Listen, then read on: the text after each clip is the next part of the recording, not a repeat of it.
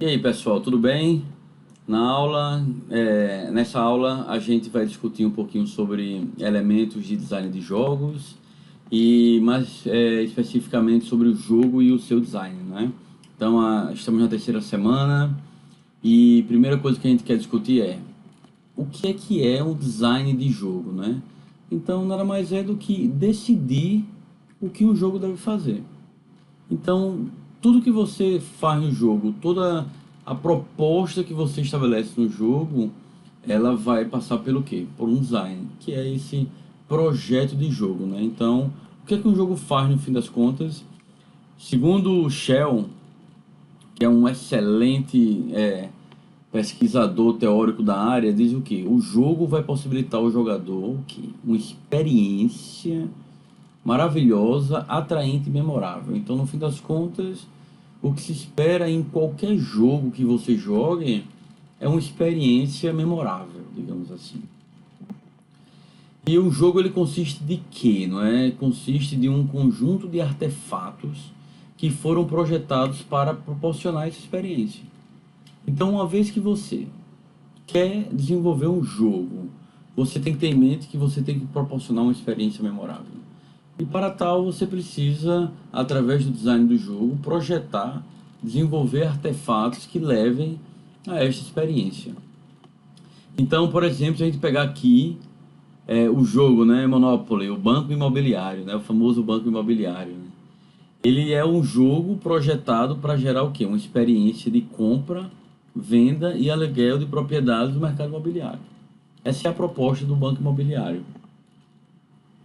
E aí, o que é que torna essa experiência memorável no banco imobiliário? Toda essa interação que você tem com as outras pessoas, possibilidade de levar, adquirir uma propriedade mais cara, de perceber que o outro está indo à falência, talvez virando filósofo. Então, todo esse ambiente lúdico que sai um pouco da realidade, torna aquela experiência memorável, atraente e maravilhosa. E o que é que leva a um design de jogo a esse tipo de experiência? São vários aspectos. Então a gente vai discutir vários desses aspectos, segundo Shell, que leva a essa experiência realmente memorável, né?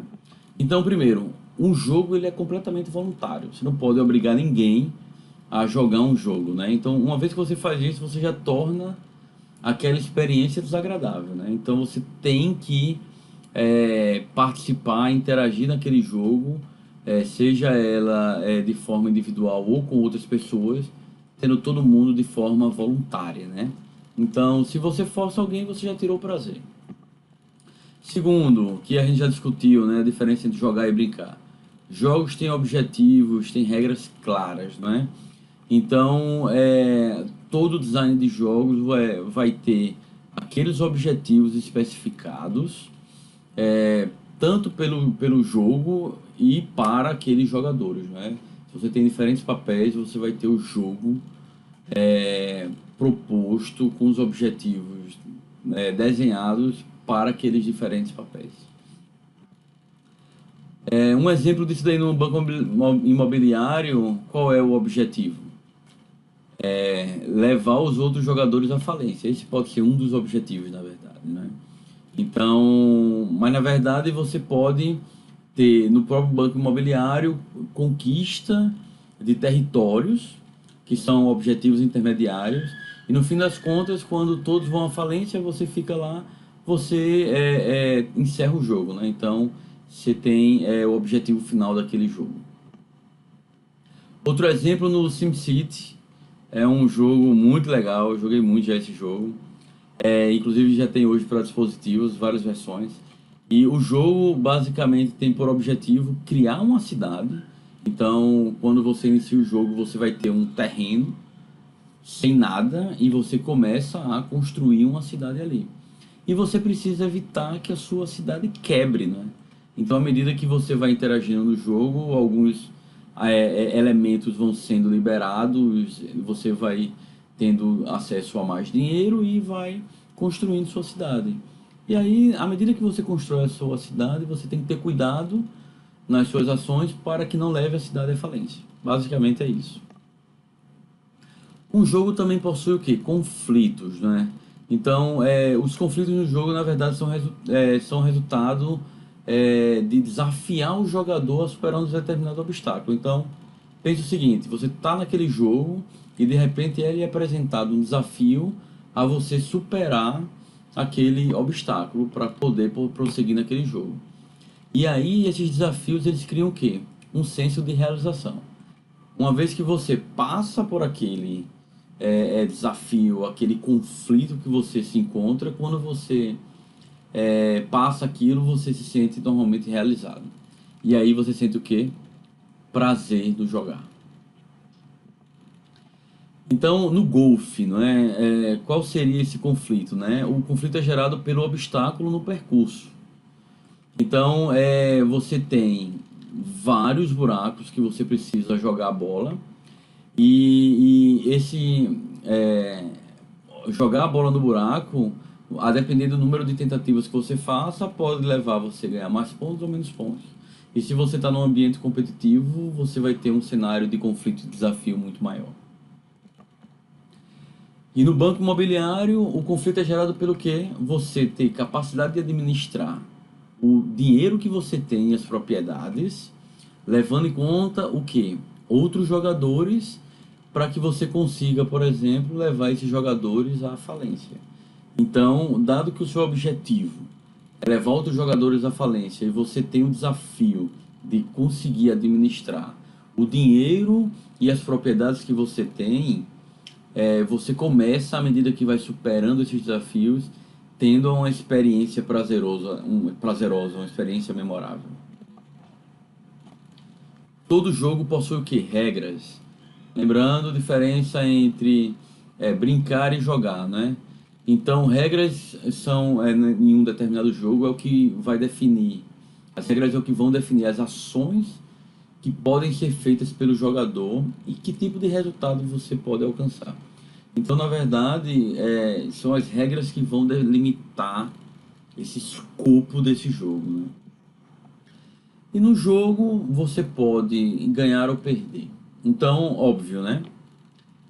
Isso num jogo que você tem, por exemplo, jogo de soma zero.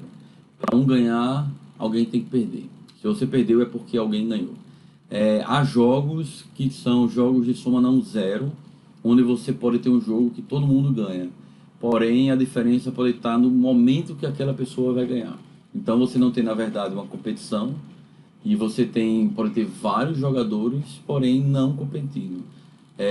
Na verdade, colaborando, onde todos podem ganhar naquele jogo. Então, alguns jogos você tem o modelo ganha-perde, mas nem sempre isso daí tá associado. Um jogo ele é interativo também, né? Você não tem necessariamente uma linearidade que você obrigatoriamente deve seguir. Mas um jogo você pode, de forma interativa, avançar, recuar, ir por um percurso diferente de outro jogador. Então, um jogo ele é por si interativo. E um jogo ele possui desafios, né? O desafio normalmente está relacionado aos próprios conflitos que você tem no jogo. Então o desafio, por exemplo, é superar algo para alcançar um determinado objetivo, né? E aí você pode ter diferentes níveis de desafio. Pode ter uma missão específica, que é, por exemplo, no futebol, marcar o gol. Ou você pode ter submissões, então você pode ter um tempo de jogo, ou você pode ter desafios mais atômicos, né? Driblar um adversário, né? Então, você tem diferentes desafios em diferentes níveis de granularidade em um determinado jogo. E o jogo, ele normalmente tem um valor interno agregado a ele. Então, o que é que, à medida que você interage com aquele jogo, que você supera os desafios, deixa aqueles conflitos para trás e alcança os seus objetivos, o que é que de fato agrega de valor? Onde é que está aqui a relevância disso daí? Então, você, à medida que vai avançando no jogo, existe coisas que são importantes para aquele jogador. Então, por exemplo, superar os desafios. Um jogo também ele cria um valor interno, né? Ele tem um valor agregado. E aí, esse valor agregado é para quem? Para aquele jogador. Então, superar os desafios, passando por aqueles conflitos e alcançar o objetivo no jogo é o que de fato é importante para o jogador, o que deveria ser importante de acordo com aquele projeto de jogo, né? Bem, pessoal, outra característica importante dos jogos é que o jogo ele engaja os participantes. Então, se espera que quando você faz o design de um jogo, é que você coloque aquele jogador imerso naquele jogo. O que é que quer dizer isso, né? No fim das contas, o que é que a gente quer com um design de jogo ou uma própria proposta de gamificação? Aumentar o nível de imersão daqueles usuários naquele ambiente. A gente vai ver mais à frente que há diferentes níveis de imersão, onde o primeiro deles é basicamente você engajar os usuários, os jogadores naquele ambiente, e no fim a gente conseguir um nível de imersão total que é o flow, né? Que é o fluxo. Então os jogos eles são projetados para fazer com que os jogadores se sintam que mentalmente imersos naquela experiência de jogo. Então a imersão faz com que o jogador ele perca a noção de tempo e realidade. Então essa é uma característica importante quando os jogadores eles estão imersos num jogo ou num ambiente gamificado, porque uma vez que ele começa a interagir com aquilo, o tempo um pouco o usuário na verdade perde a noção de tempo. Você muda o tempo e a realidade, fazendo com que o próprio usuário não tenha noção do tempo que ele passou naquele ambiente, né? Isso faz com que ele se importe exclusivamente com a tarefa relacionada àquele jogo. Então, outra característica importante é que o jogo ele é um sistema formal fechado, né? Então, ele é composto por diferentes elementos interrelacionados por regras, né? Então, são as regras que vão delimitar esse escopo desse jogo. Um exemplo disso é o círculo mágico, né? Então, você tem os limites daquele sistema, que é basicamente marcar um X ou uma bola naquele ambiente, né? Naquele jogo que se está jogando. Então, as regras estão delimitando o escopo desse jogo, né? Então, no jogo específico Círculo Mágico, a gente tem um evento simples do mundo real, que é basicamente marcar um X na posição 3-3. E aí é basicamente que uma ação do mundo real gera o quê? Um significado naquela fantasia, né? Naquele jogo. Então, faz com que ganhe um significado especial. Então, você tem no mundo real, no fim das contas, um mundo composto por diferentes, digamos, emoções, diferentes situações que nos levam a ter uma vida de oscilações, mas quando a gente tem uma ação desse mundo real, ela ganha um outro significado naquele ambiente, que no caso específico, naquele jogo que é o ciclo mágico, tentando gerar o quê? Sensações prazerosas, fantasia, características como desafios, mais colaboração e companheirismo, processos de descoberta, e entre outros, né? Então você sai daquele mundo real em si, aquele mundo complexo, e vem para um mundo mais de fantasia, um mundo mais de jogos, que lhe deixa um pouco livre desse ambiente, né? Não, obviamente não exclui, né? Mas você escapa um pouco disso. E isso, com essas diferentes sensações, lhe gera uma experiência naquele jogo que costuma ou se espera que seja prazerosa. Então, essa é um ponto fundamental quando você está num jogo, num ambiente gamificado, né? Você proporcionar uma experiência de jogo que aquilo seja de alguma forma prazerosa, né? Então, a gente encerra por aqui esse vídeo.